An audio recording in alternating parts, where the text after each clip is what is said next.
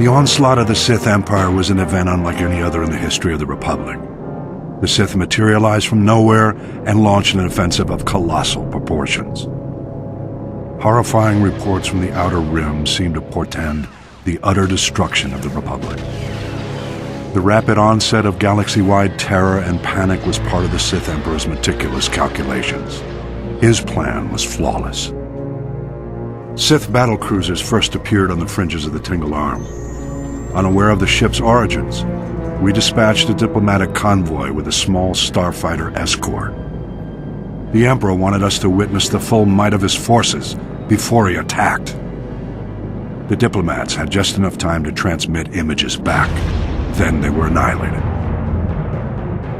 Immediately thereafter, the Sith began a full assault on the Republic allies in the Aparo sector, which fell before the Republic fleet even arrived. Then our allies turned on us. The Sith had secretly established puppet governments on Belkadon, Serpenau, and Ruria. The Republic fleet suddenly found itself in enemy territory, fighting desperately on all sides. The Republic rallied every available ship to support the fleet, leaving only a handful of Jedi security ships to patrol Korriban. Regrettably, Korriban fell back into the enemy's hands without the Jedi Council even knowing about it. Overwhelmed and desperate, the Republic fleet scattered, fleeing from the Tingle Arm to avoid complete annihilation. Elsewhere in the Outer Rim, the Sith staged more targeted strikes, destroying our shipyards in the Sluy sector, blockading the Rimma trade route, and seizing control of the rich resources of the Minos cluster. Confused and in complete disarray, Republic forces were unable to respond. Republic leaders and members of the Jedi Council arranged an emergency meeting in the Senate to prioritize the galaxy's defense. But the session quickly became mired in politics. Irate senators stormed out in protest over decisions which left their representative sectors exposed to attack. Many of the Republic's diplomatic allies refused military support for the greater cause.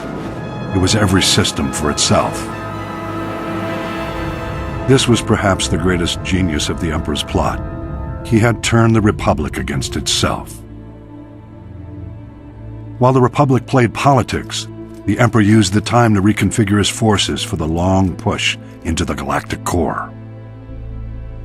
All might have been lost in those early years had individual Jedi Masters and Republic military leaders waited for the Senate's orders.